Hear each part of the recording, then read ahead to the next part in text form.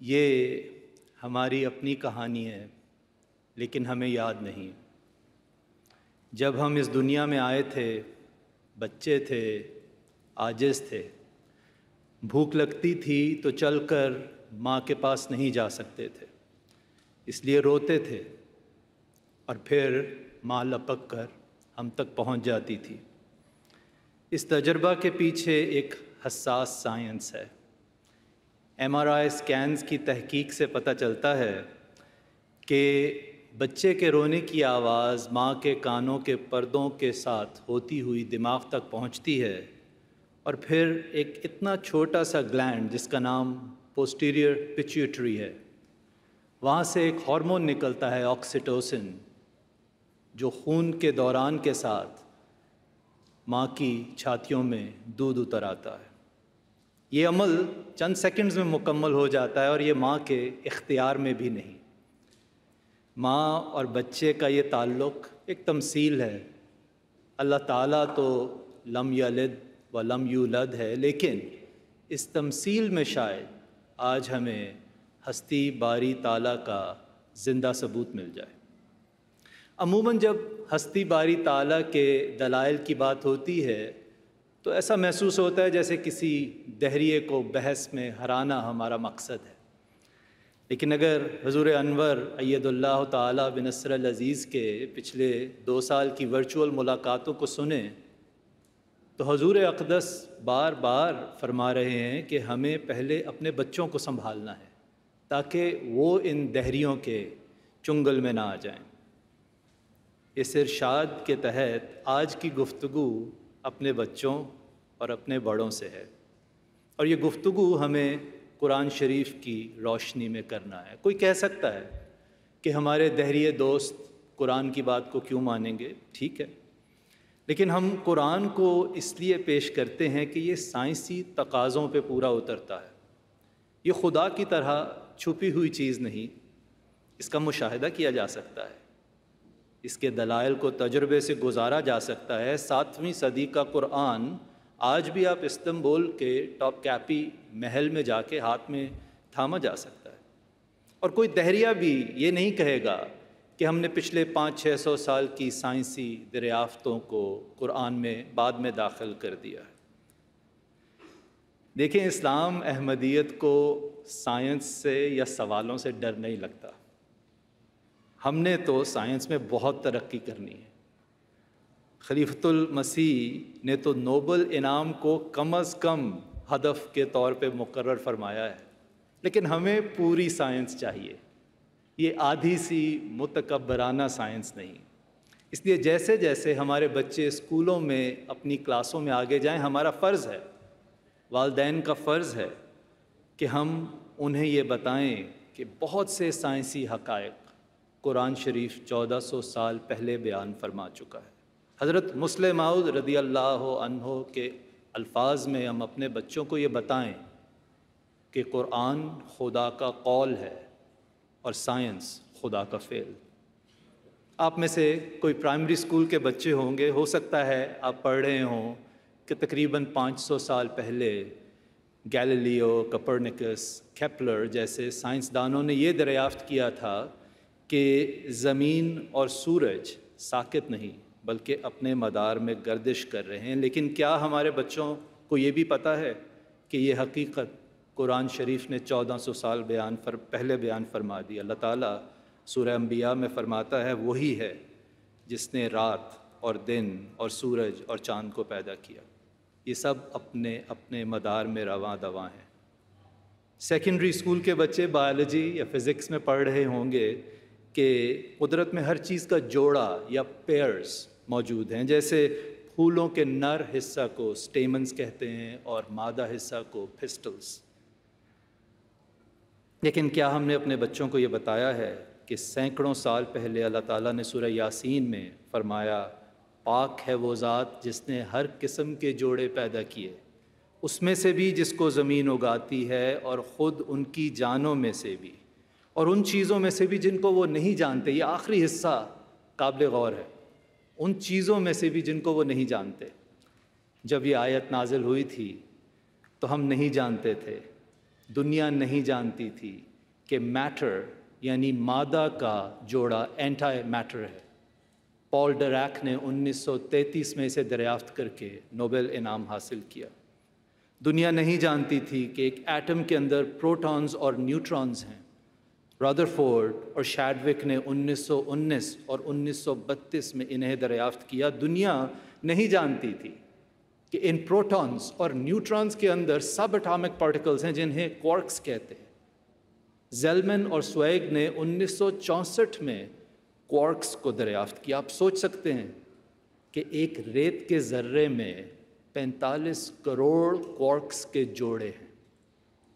دنیا نہیں جانتی تھی، مگر ان آیات کریمہ سے پتہ چلتا ہے کہ ہمارا خدا جانتا تھا۔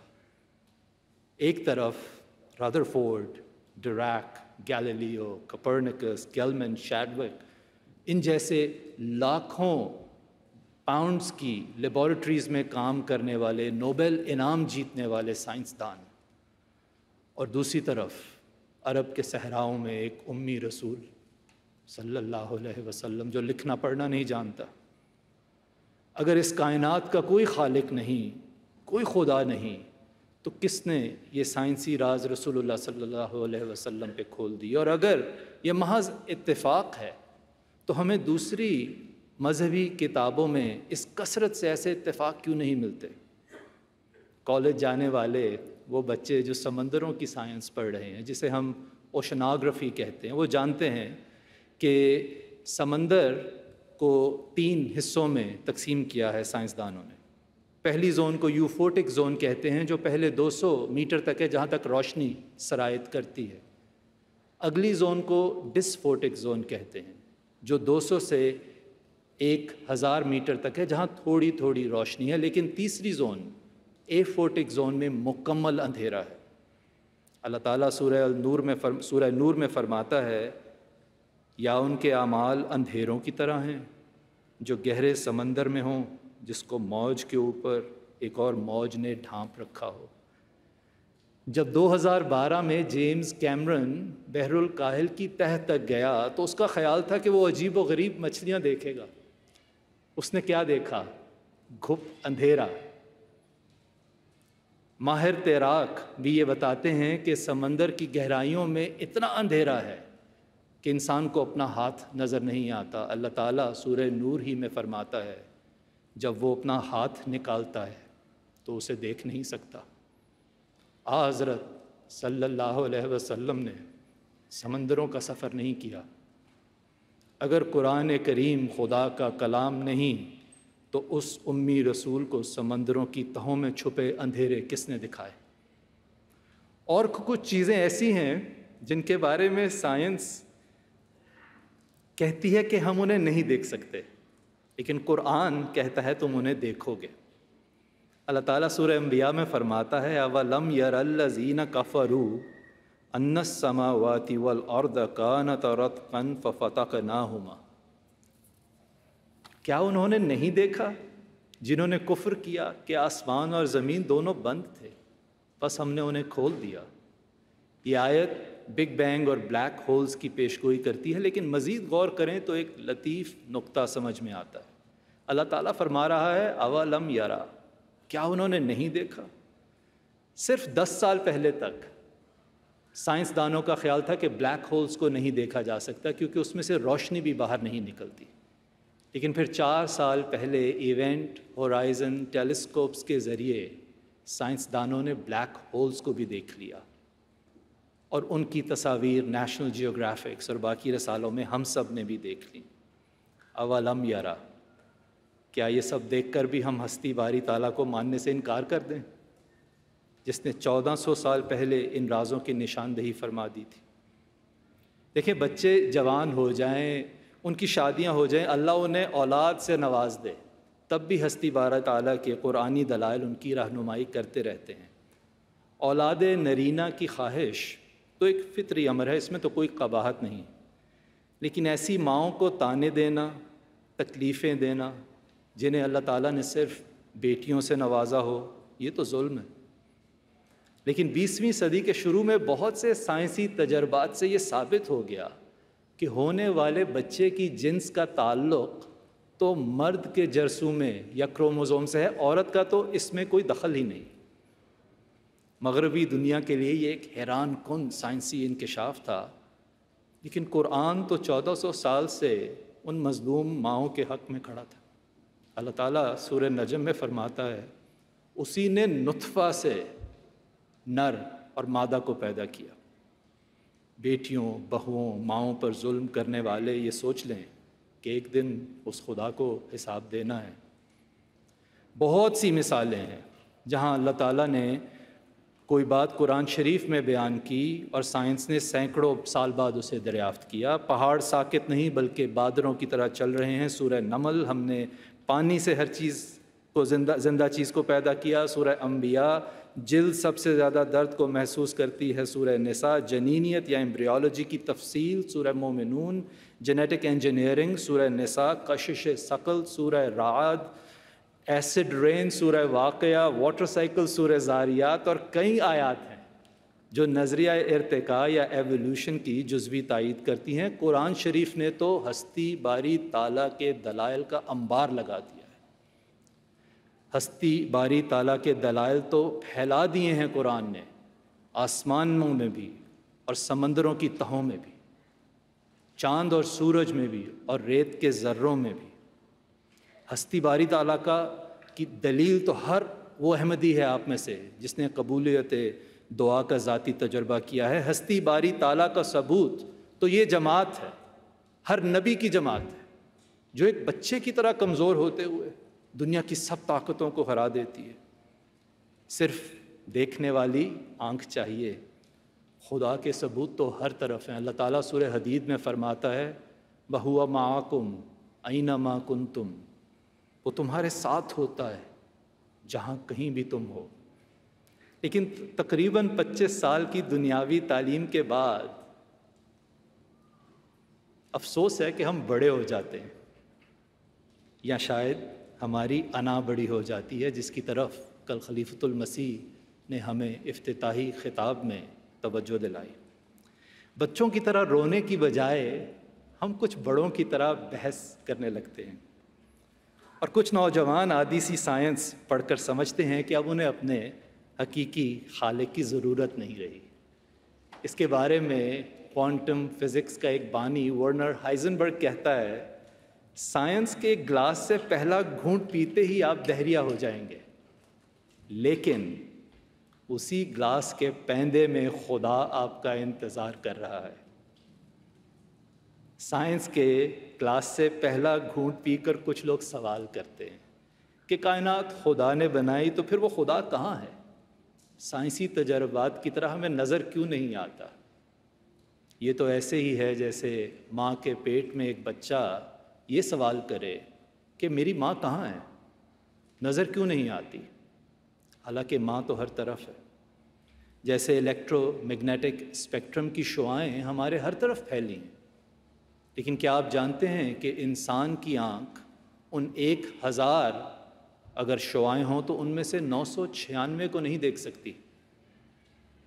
حضرت مسیح موعود علیہ الصلاۃ والسلام فرماتے ہیں جس کو خدائی کا جلوہ دیکھنا ہے اسے چاہیے کہ دعا کرے۔ ان آنکھوں سے وہ نظر نہیں آتا بلکہ دعا کی آنکھوں سے نظر آتا ہے۔ یہ ہے خدا کو دیکھنے کی سائنس۔ کچھ ایک گھونٹ پی کر سائنس کا یہ بھی کہتے ہیں کہ اگر دنیا خدا نے بنائی ہے تو خدا کو کس نے بنایا ہے؟ یہ تو ایسے ہی ہے جیسے کوئی کہے کہ اس کمرے کو احمد نے پینٹ کیا ہے تو احمد کو کس نے پینٹ کیا ہے؟ مضحکہ خیز بات ہے۔ اسے کیٹیگری مسٹیک کہتے ہیں، یعنی کسی چیز کو غلط زمرے میں پرکھنا۔ خدا ہماری طرح مادہ سے نہیں بنا، لطیف الخبیر ہے۔ اس عظیم روحانی اسرار کو ہم ایک تنگ سے سائنسی دائرے میں سمجھ تو نہیں سکتے۔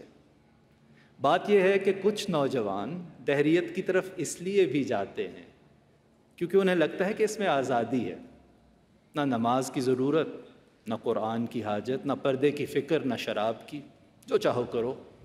اور وہ سوچتے ہیں کہ میں کسی نہ دیکھی ہستی کی غلامی کیوں کروں، میں تو آزاد ہوں۔ اچھا، آپ آزاد ہیں؟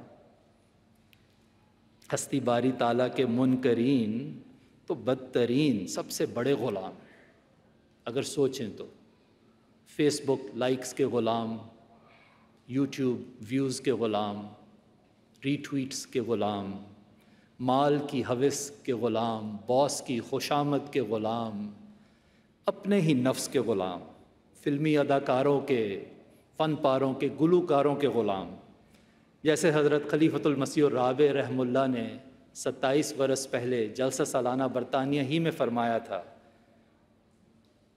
وہ انسان جس نے کسی نہ کسی کو ضرور پوجنا ہے، جب وہ خدا کو نہیں پوجتا تو اس کے محبوب ذلیل سے ذلیل تر ہو جاتے ہیں۔ خدا پر حق الیقین رکھنے والے ان مصنوعی خداؤں سے تو آزاد رہتے ہیں۔ دنیاوی سائنسی دلائل سے ہم خدا کو سمجھ تو سکتے ہیں، لیکن گلاس کے پیندے تک پہنچنے کے لیے، خدا کا مشاہدہ کرنے کے لیے، خدا ہے اس مقام تک پہنچنے کے لیے ہمیں دعا کی سائنس کی ضرورت ہے۔ جی آپ نے ٹھیک سنا، دعا کی سائنس، کیونکہ حضرت مسیح موعود علیہ الصلاۃ والسلام نے جیسے دعاؤں کے لاتعداد معجزے دکھائے ہیں وہ کسی سائنس سے کم نہیں۔ دیکھیں، سائنس نام ہے مشاہدے کا، تجربے کا اور نتیجے کا، اور صحابہ احمدیت نے حضرت مسیح موعود علیہ الصلاۃ والسلام کی قبولیت دعا کے بے شمار مشاہدے اور تجربے کیے۔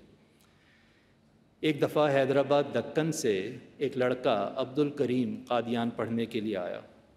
جب اسے پاگل کتے نے کاٹ لیا تو عبد الکریم کو ریبیز ہو گئی۔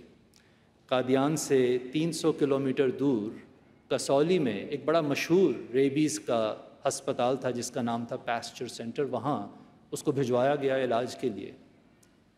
واپس آنے پر عبد الکریم میں ریبیز کی علامات ظاہر ہو گئیں۔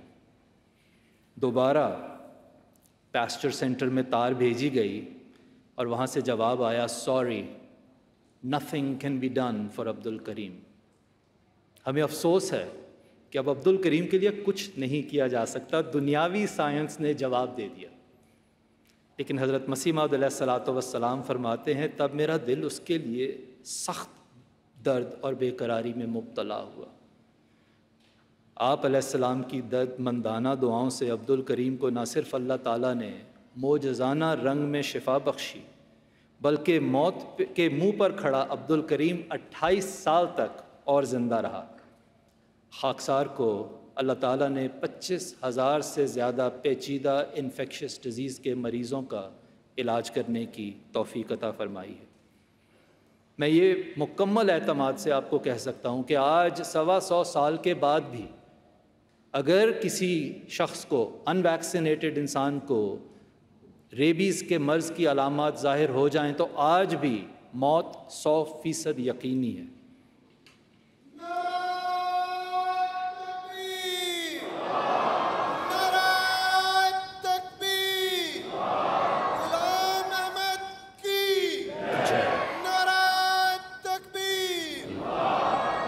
جن صحابہ نے عبد الکریم کی معجزانہ شفا کا مشاہدہ کیا ہوگا، آپ سمجھتے ہیں ان کو ہستی باری تعالیٰ کے بارے میں کسی اور دلیل کی ضرورت رہ گئی ہوگی؟ یہ ایک واقعہ ہوتا تو کہہ سکتے تھے اتفاق ہے، لیکن حضرت مسیح موعود علیہ الصلاۃ والسلام نے تو 200 سے زیادہ نشان صرف حقیقت الوحی میں بیان فرما دیے ہیں۔ آپ اس کے بارے میں ایک پرشوکت چیلنج دیتے ہوئے فرماتے ہیں، اگر کوئی چالاکی اور گستاخی سے اس معجزے میں میرا مقابلہ کرے اور یہ مقابلہ ایسی صورت سے کیا جائے، مثلاً قرعہ اندازی سے 20 مریض میرے حوالے کیے جائیں اور 20 اس کے حوالے کیے جائیں، تو خدا تعالیٰ ان بیماروں کو جو میرے حصے میں آئیں شفا یابی میں صریح طور پر فریق ثانی کے بیماروں سے زیادہ رکھے گا، اور یہ نمایاں معجزہ ہوگا۔ اگر سوچیں تو حضرت مسیح موعود علیہ الصلاۃ والسلام یہاں قبولیت دعا کو بالکل انہی مراحل سے گزار رہے ہیں جن سے ہم طب کے ماہرین کسی نئے علاج کو گزارتے ہیں، جو سٹڈیز ہوتی ہیں جن کے 3 سٹیپس ہیں، رینڈمائزیشن، آؤٹ کم میجرز اور اسٹیٹسٹیکل انالیسس۔ یہی مسیح موعود علیہ الصلاۃ والسلام بیان فرما رہے ہیں، لیکن فرق یہ ہے کہ دنیا کی سائنس پر عمل کرنے سے صرف شفا ملتی ہے، لیکن اس سائنس پر عمل کرنے سے زندہ خدا بھی ملتا ہے۔ یہ دعا کی سائنس ایسی قابل اعتماد ہے کہ آپ کے غلاموں کو بھی زندہ خدا کا تجربہ ہوا۔ حضرت مسلم موعود رضی اللہ عنہ کے زمانے میں ایک احمدی بزرگ تھے جو اپنی روزانہ کی آمدن سے اپنی ضرورتوں کے لیے ایک اٹھنی رکھ لیا کرتے تھے اور باقی کی ساری رقم چندے میں بھجوا دیتے تھے۔ ایک دن انہیں 300 روپے موصول ہوئے۔ انہوں نے سوچا رقم کچھ زیادہ ہے، کیوں نہ 6 مہینے کی ضرورتوں کے لیے 90 روپے آج ہی رکھ لوں تاکہ آسانی رہے گی۔ اس دن لوگ کہتے ہیں کہ جب وہ مسجد سے ظہر کی نماز پڑھ کے فارغ ہوئے تو فوراً گھر چل دیے، جو ان کا معمول نہیں تھا۔ کسی نے پوچھا ایسی کیا جلدی ہے؟ وہ کہتے ہیں مجھے ابھی نماز میں آواز آئی، ہن میں 6 مہینے لئی تیرا رب نہیں رہا، اور کہتے ہیں میں اسی وقت گھر جا کے اپنی ایک اٹھنی رکھوں گا اور باقی کے سارے پیسے چندے میں بھیج دوں گا۔ دور کیوں جائیں، دور کیوں جائیں؟ انشاءاللہ کل آپ اور میں یہاں عالمی بیت میں حضرت خلیفۃ المسیح کے ہاتھ پہ خدا کی ایک زندہ دلیل نہیں دیکھ لیں گے؟ ہمیں اپنے بچوں کو بتانا ہے کہ دہریت کا راستہ سائنس کا راستہ نہیں، تکبر کا راستہ ہے۔ اسی تکبر کی طرف تو اشارہ کرتے ہوئے حضرت خلیفۃ المسیح اید اللہ تعالیٰ بنصر العزیز نے فرمایا کہ جب حضور نے رچرڈ ڈاکنز کو قرآن شریف کی 5 والیوم کامنٹری اور فلاسفی آف ٹیچنگز آف اسلام بھجوائی تو اس نے کہا آپ میری کتابیں پڑھیں، مجھے آپ کی کتابوں کی ضرورت نہیں۔ Richard Dawkins, Sam Harris, Christopher Hitchens جیسے نام نہاد فلاسفر سائنس کے گلاس سے چند گھونٹ پی کر اپنے تکبر اور شیخیوں کو عقل کا نام دیتے ہیں۔ ان کے لیے تو حضرت مسیح موعود علیہ الصلوۃ والسلام نے فرمایا تھا آواز آ رہی ہے یہ فونوگراف سے، ڈھونڈو خدا کو دل سے نہ لاف و گزاف سے۔ سائنس کے گلاس کے پیندے تک کا سفر ایک لمبا سفر ہے۔ تحقیق سے پتہ چلتا ہے کہ ایک بڑی سائنسی پیش رفت کے لیے آج کل ایک اچھے سائنسدان کو 20-25 سال صرف کرنے پڑتے ہیں۔ اسی طرح ہم اور ہمارے بچے بھی 20-25 سال کالجوں، اسکولوں، یونیورسٹیز میں جان مارتے ہیں۔ آج دعا کی سائنس کی اعلیٰ ترین یونیورسٹی خلافت ہے۔ سوال یہ ہے کہ کیا ہم نے 20 سے 25 سال اتنی ہی محنت اور سچائی سے اس یونیورسٹی کی خدمت بھی کی ہے؟ اس یونیورسٹی سے استفادہ کیا ہے؟ کیا ہماری یہ توقع جائز ہے کہ ایک ڈگری پانے کے لیے تو ہم اور ہمارے بچے 25 سال محنت کریں، لیکن زندہ خدا کو پانے کے لیے ہم 25 دن بھی رو رو کر دعائیں نہ کریں؟ حضرت مسیح موعود علیہ الصلوۃ والسلام فرماتے ہیں اللہ تعالیٰ کے فضل و کرم کا دودھ بھی ایک گریا کو چاہتا ہے، رونے اور آہ و زاری کو چاہتا ہے، اس لیے اس کے حضور رونے والی آنکھ پیش کرنی چاہیے۔ وہ عظیم نبی صلی اللہ علیہ وسلم جو پیدا ہوا تو ایک یتیم تھا، جس کی ماں 6 سال میں اسے چھوڑ گئی۔ اس نے غار حرا کی تاریکی میں کس کرب سے دعائیں کی ہوں گی، کس دل سے خدا کو ڈھونڈا ہوگا کہ خدا خود اس تک پہنچ گیا۔ بہت سال بعد بھی جب حضرت عبداللہ بن الاشخیر فرماتے ہیں میں نے رسول اللہ صلی اللہ علیہ وسلم کو دیکھا جب وہ نماز پڑھ رہے تھے، ان کی چھاتی سے رونے کی وجہ سے ایسی آواز آ رہی تھی جیسے کیتلی میں پانی ابل رہا ہو۔ آپ کے غلام صادق نے بھی دل ہی سے خدا کو ڈھونڈا۔ ایک صحابی لکھتے ہیں کہ طاعون کے دنوں میں ایک رات میں نے حضرت مسیح موعود علیہ الصلوۃ والسلام کو سجدہ ریز اس طرح گڑ گڑاتے ہوئے دیکھا جیسے ہنڈیا ابل رہی ہو۔ قریب ہو کر میں نے سنا تو آپ دعا کر رہے تھے کہ اے اللہ اس عذاب سے دنیا کو بچا لے۔ اب کرنا کیا ہے؟ دیکھیں باتوں سے تو کچھ نہیں فائدہ ہوگا، تقریریں تو بے معنی ہیں اگر ہم ان رستوں پہ نہ چلیں جو حضرت خلیفۃ المسیح نے ہمارے لیے معین فرمائے۔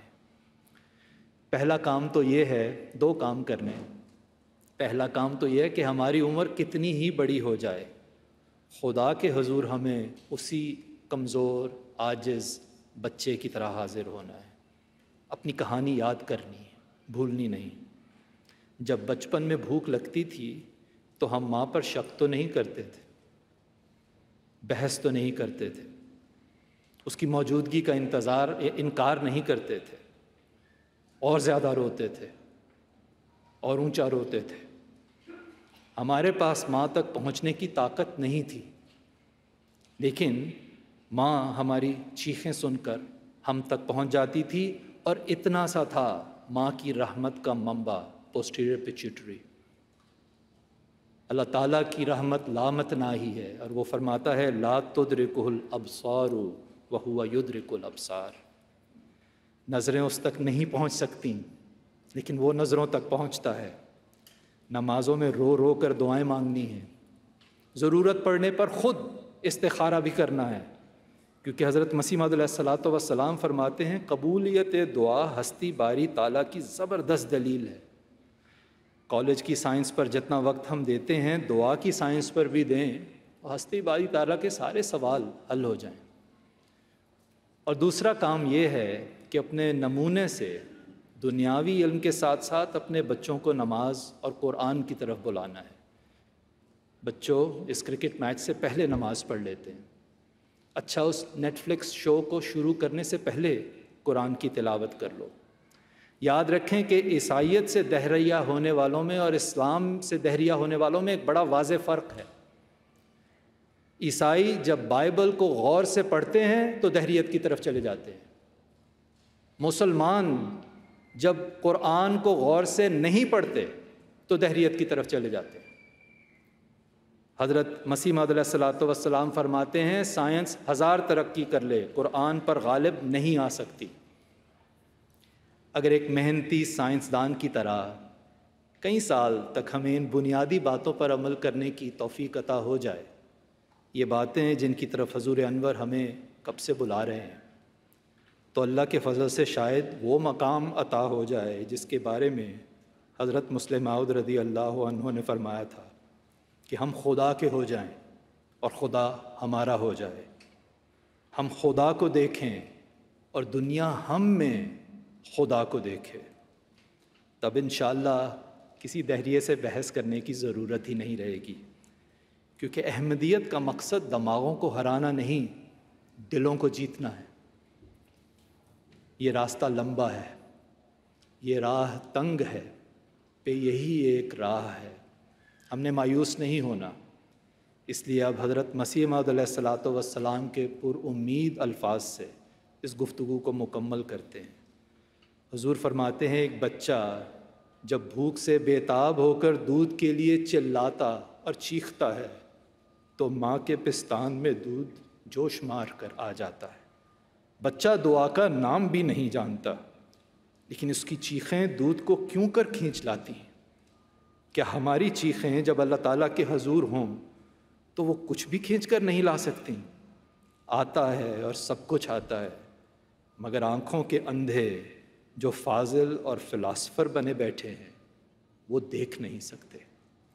ڈھونڈو خدا کو دل سے، نہ لاف و گزاف سے۔ وآخر الدعوان گزرے ہوئے 100 سال کی تاریخ گواہ ہے، سائے کی طرح سایہ فگن ہم پہ خدا ہے۔ گزرے ہوئے 100 سال کی تاریخ گواہ ہے، سائے کی طرح سایہ فگن ہم پہ خدا ہے۔